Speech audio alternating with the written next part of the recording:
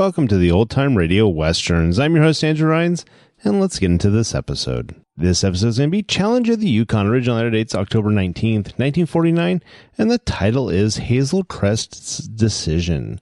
Hope you enjoy, and again, thanks for listening. Now, as gunshots echo across the wind-swept, snow-covered reaches of the wild Northwest, Quaker puffed wheat and Quaker puffed rice, the breakfast cereal shot from guns, present the Challenge of the Yukon.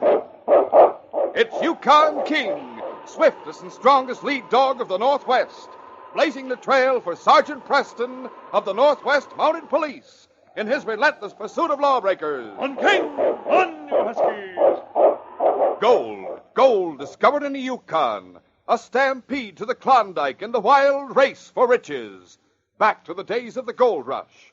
With Quaker puffed wheat and Quaker puffed rice, bringing you the adventures of Sergeant Preston and his wonder dog, Yukon King, as they meet the Challenge of the Yukon.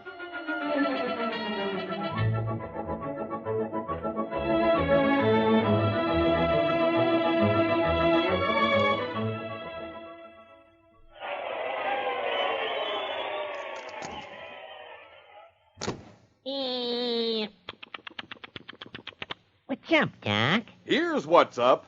Here's the greatest offer ever made by Quaker puffed rice and Quaker puffed wheat. While it lasts, you get five pocket-sized Bugs Bunny comic books. All new, never before published. And they're yours for only 15 cents and one box top from Quaker puffed wheat or rice. Wow, Doc, what an offer. Keep listening. Hear all about it later on.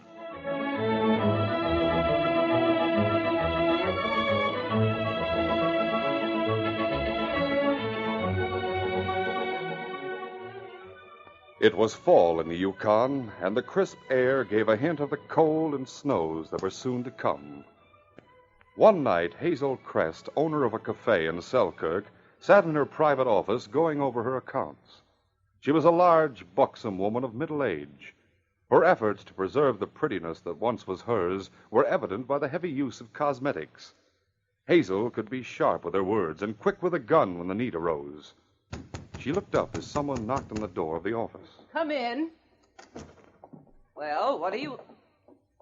Hal! Oh, Hal! At last you got here. How's my little brother? Hi, Hazel, anyway? old girl. Oh. This is Frank Austin. Glad to meet you, ma'am. Glad to meet you, too, Frank.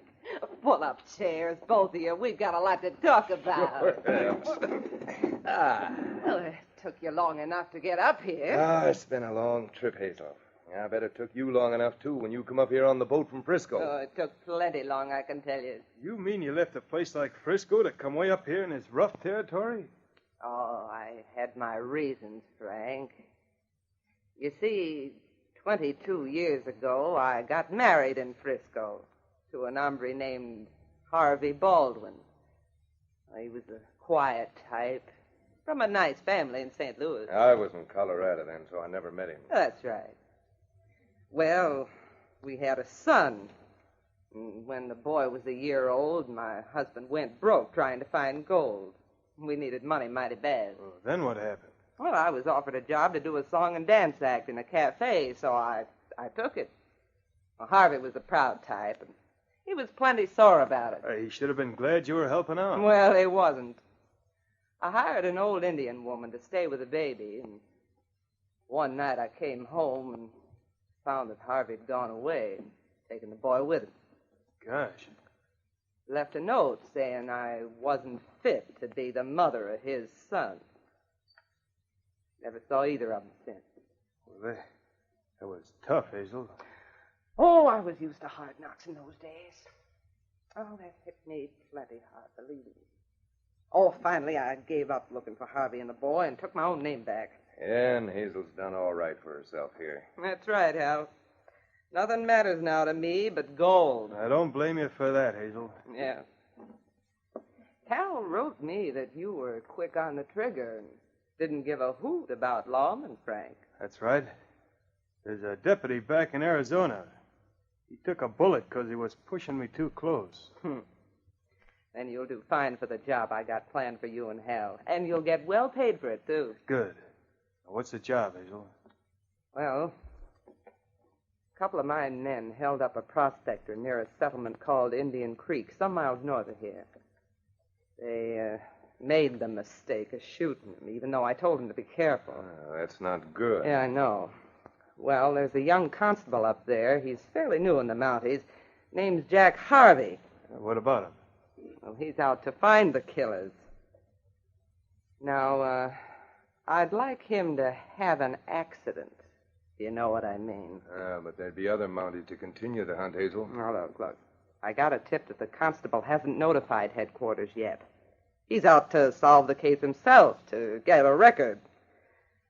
Now, if he has an accident before he does call in any other Mountie... Oh, but they'll investigate if anything happens to him. I know. That's why it has to look like an accident. Yeah, but how are we going to do it, Hazel? Here's the way to do it. Listen. Go ahead. Now, you and Frank ride on up there. You ask around about Eric Atkins. That's the name of the prospector that was shot. Say that you're friends of his. Now, people will tell you he's dead. Then go and see the constable. What do we say to him? Well, you ask him if it's all right for you to go look around your dead friend's cabin. Now, he's sure to say he can. Then what? What can we do out there? Just before you get to the cabin, there's a high, narrow gorge with a bridge made of rope and planks, heavy enough to hold a man on a horse. Now, you cut the ropes almost through. And then one of you go back to the constable and tell him the other is at the cabin and has found something the constable ought to see. Now, the one who goes to town can make an excuse to stay there. The constable will ride out there, start across the bridge, and be hurled to the rocks below. And when he's found, it'll be called an accident. Might work at that. Oh, it will, if you play your cards right. Now, go on out into the cafe and get yourselves a good meal. After that, you can start for Indian Creek. You can have that accident happen tomorrow afternoon. The following morning, one of Hazel's men entered her office hurriedly. Well, what do you want, Nick? Hazel, I just found out Sergeant Preston's in town. Got in this morning from Whitehorse, and he's on his way north. He'll be riding through Indian Creek today. Oh. Al and Frank don't know anything about Preston and that dog of his. They try to pull their job while he's there. It'd be just too bad. Yeah, I know. What are you going to do? When do you think he'll be leaving? I hear he's leaving right away. There's no chance for one of us to get there ahead of him. Oh. You go ask Sergeant Preston if I can ride to Indian Creek with him. I'll be ready in 10 minutes. All right. I'll go ask him right away. As they rode out of town and hit the trail toward Indian Creek, Sergeant Preston held his horse to a leisurely pace as King ran alongside. He knew a great deal about Hazel Crest, and he had often had the suspicion that she was responsible indirectly for some of the lawlessness around Selkirk. But so far, there'd never been any proof. He noticed now that Hazel was tense and seemingly worried about something. Finally, she spoke impatiently. Oh, look, Sergeant, can't we ride a little faster? Moseying along like this is kind of foolish when you got a definite place to head for. Relax, Miss Crest. We'll get there before supper time. There's no use wearing out our horses. I'm in a hurry to get there. Don't forget I have to come back. I thought of that. Won't you feel nervous coming back alone, Miss Crest? Oh, look. How about calling me Hazel and be done with it? All right, Hazel. But you haven't answered my question. Well, maybe I'll find someone there to ride back with. You mean one of your men's over there on some sort of business? Oh, what gave you that idea? Nothing. Nothing at all. Just a thought. Is there any reason why you couldn't send someone there on business? Oh, no, but... Oh, doggone it, you Mounties are always so suspicious. Have I reason to be? What gave you that idea? You asked that question before. Then stop trying to get me rattled. Just because I want to hurry, you go asking a lot of crazy questions. Maybe I could ask some. Go ahead. Well, why are you riding to Indian Creek? If you were heading for Dawson City, you'd take the boat. For one thing, I want to see how the new constable's getting along. My young friend Jack Harvey. Oh. You have to go around playing nursemaid to all the rookies? No, not at all. But I have a special interest in Jack. I knew his father and was with him when he died a year ago. I got Jack into the Northwest Mounted Police. In fact, I received a telegram from Jack asking me to come by to help him on his first murder case. Oh, murder case, eh? Yes, he's anxious to get it solved before he goes on leave to San Francisco. What's he want to go there for? Just before his father died, he told Jack and me that Jack's mother was alive as far as he knew. You see, he'd taken Jack as a baby and deserted Jack's mother. Jack wants to find her. You mean the hombre ran out on Mrs. Harvey and took Jack with him, huh? That's right. It happened 20 years ago. 20 years ago, you say. Holy smoke, that's just when... I mean, that was tough. We learned that Jack's father had changed his name so he couldn't be located. You mean the constable's father lit out from Frisco, taken the baby with him, and changed his name? Yes, that's what I just told you. Why are you so interested, Hazel? What was the mother's name, her maiden name? We didn't find that out, but Jack's real name's Baldwin. His father's name was Harvey Baldwin. We'll continue our story in just a moment.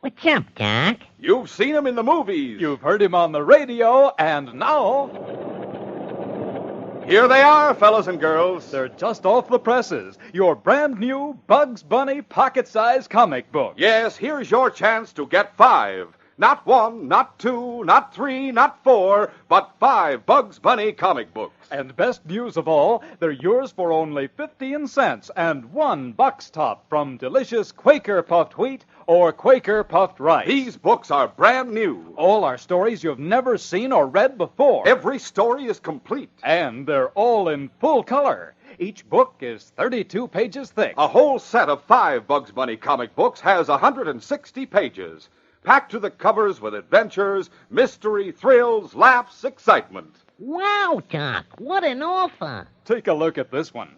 Bugs Bunny fights the man from Mars for a riot of laughs. It's out of this world. Bugs is at the mercy of a spy from Mars and his deadly ray gun. But look what happens when Bugs gets the spy from Mars into a bubblegum factory. Imagine who gets stuck. It's a triumph of brains over brawn. Don't miss this fun-packed story. Or the other Bugs Bunny comic books. Bugs Bunny finds Aladdin's lamp. Bugs Bunny and the haunted cave. Bugs Bunny outwits the smugglers.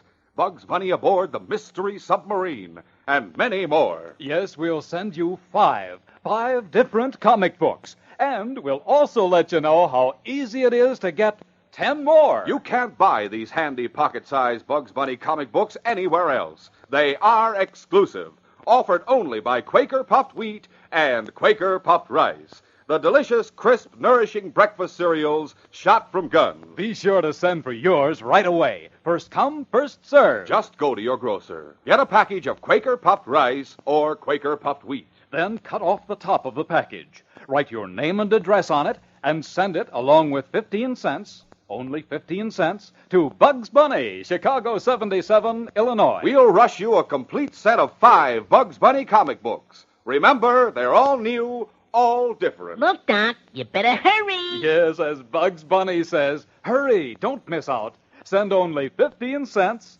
your name and address, and 1 box top from a package of Quaker Puffed Wheat or Quaker Puffed Rice. Mail to Bugs Bunny, Chicago 77, Illinois. Get that address? Bugs Bunny, Chicago 77, Illinois.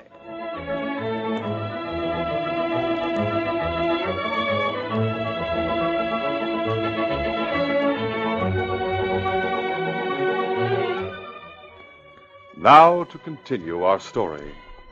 Hazel wondered if Sergeant Preston suspected her plot against the constable, and she waited tensely as he related Jack's background. But the totally unexpected climax had come like a bombshell when Sergeant Preston had said, But Jack's real name's Baldwin. His father's name was Harvey Baldwin. Harvey Baldwin. No. Why do you say that, Whoa, Hazel? boy, whoa. Oh, Blackie? Well, I thought you were in a hurry. Why are you stopping? For a brief moment, Hazel didn't answer.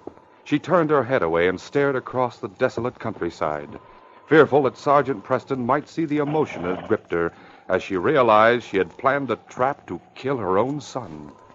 Instantly quelling the panic that welled inside her, she forced a strange smile to her lips. Then, looking straight at the Mountie, she shrugged and spoke. Well, it took me by surprise when you mentioned that Harvey Baldwin, that's all. I met an hombre by that name once. Couldn't have been the same one, though, since the one you're talking about called himself something else. Oh, well, your dog's the one that's impatient to go now. Let's get moving. I'm still anxious to make faster time. How about it? Maybe it is a good idea to hurry a bit. Let's go. Come on, Lucky. Meantime, Hal and Frank arrived at Indian Creek and went to the constable's office, pretending to look for their friend, Eric Atkins. They expressed surprise and anger upon hearing he'd been murdered. Frank acted his part well, and they got permission to visit the cabin. Following the constable's directions, Hal and Frank rode the trail that led to the bridge. When they reached the bridge, they dismounted and walked to the edge of the gorge. Hey, you can see the cabin from here, just across the gorge. Yeah. Man, alive, that gorge is sure deep. Look down there. I'm glad it's that constable and not me that's going to end up down there. Yeah, we better get busy with our knives on the ropes of the bridge here. Got to figure it just right.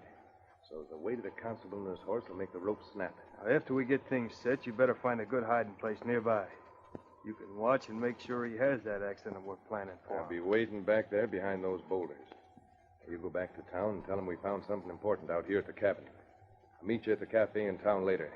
Now, let's get busy on those ropes. Right.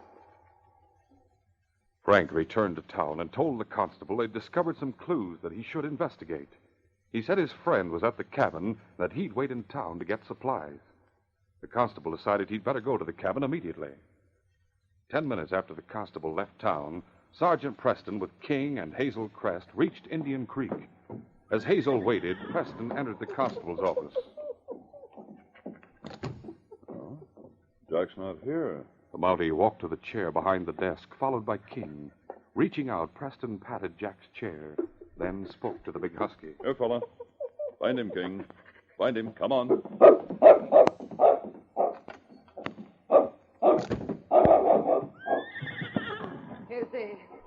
Is he gone? I mean, isn't he there? No, but King will find him for me. Huh? Looks as though Jack left by the trail at this end of town. Once more, Sergeant Preston glanced sharply at Hazel. He noticed that the woman sat tense, and that her hands shook as she held the reins. Maybe Jack picked up the killer's trail. I'd better hurry and catch up with him. Yeah, maybe you better. I'm going on to the cafe. Get up there. Get up. Something tells me the quicker I find Jack, the better. Steady, Blackie. Find him, King. Come on, Blackie. Hazel found Frank and told him about Preston. And then, riding at breakneck speed, Hazel and Frank took a branch trail shortcut that would bring them to the cabin side of the gorge. Finally, they reached the clearing where the cabin stood. Ho there. Hey, the Mounties haven't shown up yet. We'll yell to Hal and tell him to clear out. Then we'll get out of here. We haven't got any time to lose, Hazel. It isn't Hal I'm worried about now. I gotta warn the constable not to cross that bridge. What? Are you crazy? If you do that, he'll know we plan to trap him. And him and that other Mountie will get us for attempted murder. I know what I'm doing. I hear hoofbeats coming up the trail across the gorge right now. Must be the constable. This gun says you keep quiet, understand? Wait a minute, Frank. Shut up. Ride behind that big wood pile over there. Get going. Guess you got the upper hand. Get up. Get up there. Come on. Get up. Whoa. We can just see over the top of the wood pile. You can watch for him to come around that bend and ride onto the bridge. He's coming around the bend over there now. He's stopping about 100 feet back from the bridge. Once more, panic welled up inside Hazel. She knew she had to act fast if she were to keep Jack from riding to his death. She held a short, heavy riding crop in her hand, and as Frank momentarily relaxed his vigilance, Hazel moved quickly. She raised the riding crop, and putting all her weight behind the blow, struck Frank squarely across the back of the neck. As Frank fell from his horse, completely stunned by the paralyzing blow, Hazel urged her horse forward. I'll ride to this end of the bridge and warn Jack not to cross. Get up there. Get up. Meantime, Jack rounded the bend and came within sight of the bridge and the cabin beyond. As the young constable started forward slowly toward the bridge, he was startled to see a woman ride into view and stop at the other end. At the same time, she shouted a warning. Ho, ho, ho. Something strange here. That woman is threatening me. I'd better find out what's what. I have a gun and I'm coming over. Get up there, come on.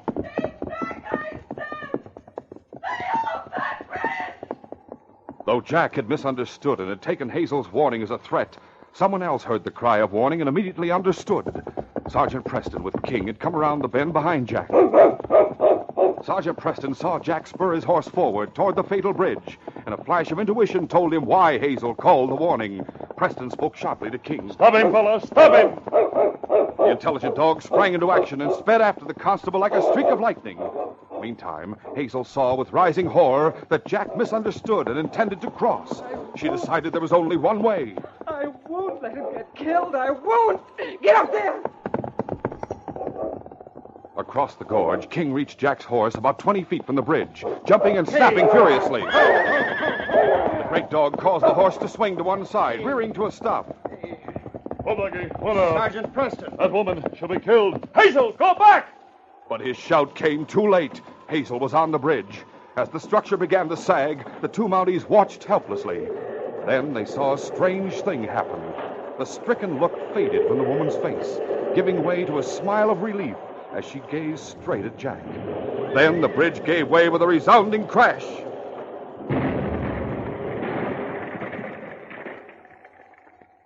For a moment, the two men stood staring into the gorge. Then Jack spoke shakily. Why, she wasn't afraid. She smiled at us as the bridge fell. She did it to save you from a trap, Jack. What? She didn't realize King had already turned you from the bridge. Oh, I don't understand, Don't Sergeant. think about it now. Wait here. Steady, Blackie. I'll go down into the gorge and see if she's dead. Oh, I guess there's not much doubt about that. Easy, boy. Call me if you need me, Sergeant. As the two men walked to the edge of the gorge and stood momentarily staring downward, Hal, behind the big boulders, realized that things had gone wrong. This is my chance to gun them both. He raised his gun and took careful aim, but he had forgotten about the dog. Just after the crash, King had sniffed the air and, catching a strange scent coming from the direction of the boulders, had quietly gone to investigate. As the great dog came around the boulders, he saw the gun in Hal's hand, aimed at the Mounties. King had learned that a gun meant death, and without hesitation he sprang forward. Get away! Help! No! No! Down, fella. All right, boy. He had a gun. He was going to shoot us in the back. Yes, I know. He's one of the men who got me to come here. The other one stayed in town. They planned to trap you, Jack. I'll tie him up, and I'll go see about the woman. A short time later, Sergeant Preston with King stood beside Hazel down in the gorge. To Preston's amazement, she was still alive, and though he could tell she was failing fast, he tried to comfort her by giving what first aid he could and by saying she'd be taken to a doctor. No. I know it's no use. Done for, I know. Hazel, I have an idea why you did it. You were willing to sacrifice your life for Jack. You guessed. Yes.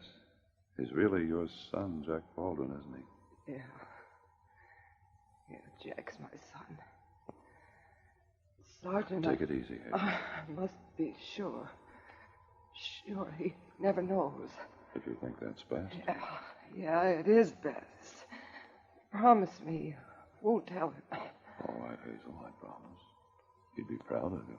Oh, I'm glad to hear you say that, Sergeant. Very glad. The other man you want is over near the woodpile. Tried to stop me from warning Jack, and I knocked him off his horse. Noticed his head hit a rock. Should be out cold for some time. We'll get him, Hazel. The killers Jack is hunting for. They're in the town of 79, just across the border of the Yukon River. Names are Benson and Findlay. Thank you, Hazel. Jack can go get them and bring them back. I'll get him to come help me get you out of here. Oh, it's too late. Tired, Sergeant. Won't last long. take care of Jack, my son. Don't worry about that. I knew what to expect when I made my decision to cross. I'm not sorry. Not afraid. Sergeant. Yes, Hazel. Always remember me as Hazel Crest, please. Never even think I had another name. All right. Jack's coming down. You mustn't know. Mustn't know. How is she, Sergeant? Is she going to be all right? Oh. Hello, Sutton. I'm glad you're safe. Why did you do it, ma'am? I'll never forget. Jack and I shall always remember Hazel Crest, won't we, Jack? Oh, we sure will, ma'am. Always. That's good. I'm satisfied.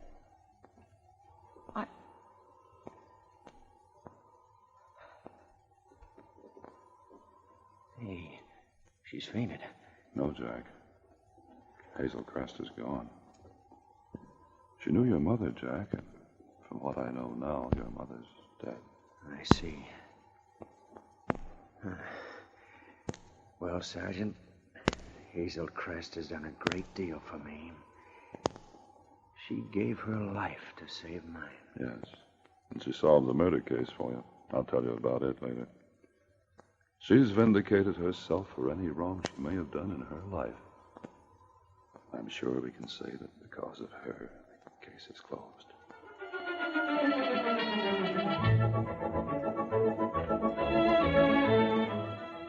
In just a moment, Sergeant Preston will give you a preview of Friday's adventure. What a ride of laughs, what excitement, what spine-tingling thrills in the 5 Bugs Bunny comic books we have for you. Remember, they're offered only by Quaker Puffed Wheat and Quaker Puffed Rice, while supplies last. Not 1, not 4, but 5 Bugs Bunny comic books for only 15 cents and 1 box top from Quaker Puffed Wheat or Quaker Puffed Rice. Each book is 32 pages thick, so with 5 of them, you get 160 pages crammed with action. Each book is a complete story, and they're all stories you've never seen nor read before. Here are just a few. Bugs Bunny Lion Tamer, Bugs Bunny Meets the Dwarf Ghost, Bugs Bunny Lost in the Frozen North, Bugs Bunny Outwits the Smugglers, Bugs Bunny Captured by Cannibals. And all these swell comic books are just off the presses. We'll send you 5 different books, and we'll send you full information on how easy it is to get 10 more. Send for yours today. Send only 15 cents. That's all. Just 15 cents, your name and address, and 1 box top from a package of Quaker Puffed Wheat or Quaker Puffed Rice. Address your letter to Bugs Bunny, Chicago 77, Illinois. I'll repeat that. Send to Bugs Bunny, Chicago 77, Illinois. And as Bugs Bunny says... Look, Doc, you better hurry. Listen Friday when Sergeant Preston and Yukon King meet the challenge of the Yukon in the case of rescue in the forest. When King and I were on our regular patrol, I learned that a young friend of ours named Peter Hudson had run away from home because he was afraid of his father's dogs. King followed Peter's trail, and we saw the boy on a ledge beside a stream. But our road ahead was blocked by a huge wolf. Then King dashed forward in a terrifying battle to the death. Be sure to hear this exciting adventure Friday. These radio dramas, a feature of the Challenge of the Yukon Incorporated, are created and produced by George W. Trendle, directed by Fred Flowerday, and supervised by Charles D. Livingston. The part of Sergeant Preston is played by Paul Sutton. They are brought to you every Monday, Wednesday, and Friday at the same time by Quaker Puffed Wheat and Quaker Puffed Rice, the breakfast cereal shot from guns.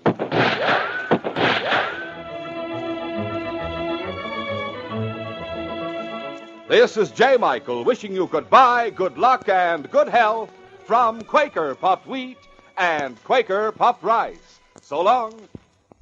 This is ABC, the American Broadcasting Company.